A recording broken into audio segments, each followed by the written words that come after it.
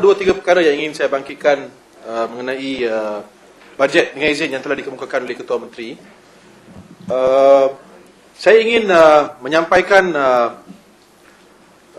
mesej bahawa bajet yang dikemukakan oleh Ketua Menteri ini adalah bajet yang memang elok.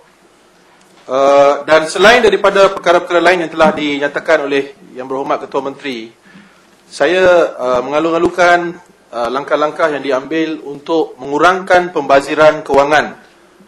Pembaziran kewangan berkenaan dengan perkara-perkara seperti perkara-perkara yang akan saya bangkitkan. Kalau kita lihat sebelum ini kita mendapati bahawa sejumlah wang telah pun dibazirkan oleh Kerajaan Barisan Nasional, dan di sini saya ingin membawa kepada perhatian Dewan satu kabar yang telah disiarkan dalam surat khabar baru-baru ini berkenaan dengan kereta yang digunakan oleh Ketua Menteri yang lalu, iaitu Kosukun, di mana sejumlah wang lebih kurang RM84,000 telah dibelanjakan untuk overhaul dengan izin kenderaan tersebut. Dan perkara ini adalah perkara yang begitu mengejutkan kerana ia jelas menunjukkan wang rakyat telah dibelanjakan begitu saja tanpa mengambil kira sama ada perbelanjaan itu adalah perkara yang mustahak ataupun tidak. Now, selain daripada itu, kita juga mendapati bahawa isu-isu yang telah diutarakan dalam laporan Ketua Audit Negara, seperti dalam pentadbiran Kerajaan Barisan Nasional yang lalu, kita mendapati bahawa ada kenderaan-kenderaan yang telah mengisi minyak dalam masa satu hari dalam in a space of, dengan izin, beberapa minit. Yang Muhammad Datuk minta laluan. Ya, sila. Sebelum rakan saya beralih kepada laporan Ketua Audit tersebut berkenaan isu kereta BG1 tu, ingin saya tanya rakan saya mengapakah pembaziran yang begitu banyak tersebut telah berlaku di dalam mengoverhaul kereta tersebut, sama ada ia adalah untuk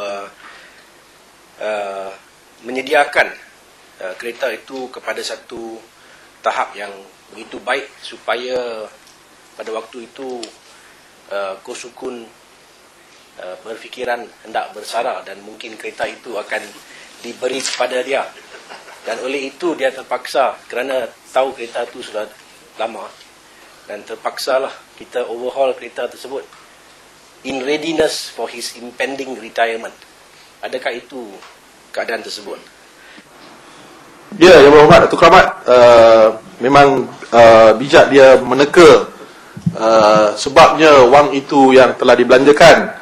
Kalau kereta Mercedes ni nak overhaul, Yang Berhormat pun menggunakan kereta Mercedes, saya rasa kalau nak belanja pun tak melebihi 3-4 ribu.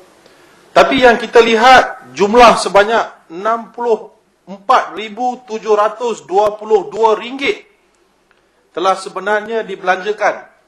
Mungkin ketika itu Kosukun berfikiran beliau akan menang di Batu Kawan, mungkin menjadi menteri persekutuan, dan kereta itu boleh beliau tender dan sapu kereta itu bawa pergi sama-sama ke Kuala Lumpur. Yang Hormat Seri Delima, kita kena berhati-hati sedikit, kerana itu menyebabkan peribadi kalau mengetutkan kereta ataupun mantan Ketua Menteri, betul, tetapi membuat tafsiran bahawa orang tertentu, individu tertentu ada niat, ada tidak adil. Jadi berhati-hati. Dan terima kasih Abang. Dan perkara ini saya bangkitkan, Yang Berhormat, kerana kita mendapati bahawa dalam keadaan sekarang, bila saja apa-apa tindakan diambil oleh Ketua Menteri kita, umpamanya seperti bila beliau pindah ke rumah sendiri untuk sementara, walaupun rumah itu adalah rumah sewa sahaja, kita dapati bahawa Parti Barisan Nasional, terutamanya daripada Parti Gerakan, mewar-warkan isu ini dan menjadikannya isu yang begitu besar. Walaupun tindakan Ketua Menteri kita ketika itu adalah untuk membenarkan kerja-kerja pengubahsuaian dilakukan di rumah resminya. Tapi kita jelas sekali melihat bahawa tindakan gerakan yang cuba mempolitikkan isu Ketua Menteri kita yang berhormat Lim Guan Eng pindah ke rumah beliau sendiri atau pindah ke banglo untuk seketika untuk menyewa adalah satu the highest level of hypocrisy. Hipokrit.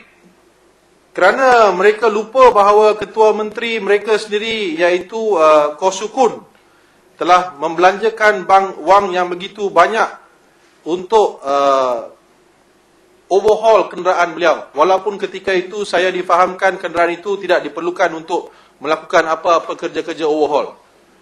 Berbalik kepada isu kita di sini yang berhormat Tuan Speaker, berkenaan dengan laporan Ketua Audit Negara, di mana laporan telah dikeluarkan mengatakan bahawa terdapat kehilangan wang yang begitu banyak berkenaan dengan perbelanjaan ataupun dubious petrol claims, permohonan permintaan perbelanjaan petrol dan juga penukaran tayar kepada kenderaan-kenderaan resmi kerajaan. Saya difahamkan pada satu ketika dalam kereta yang berhormat Ketua Pembangkang pun, mungkin yang berhormat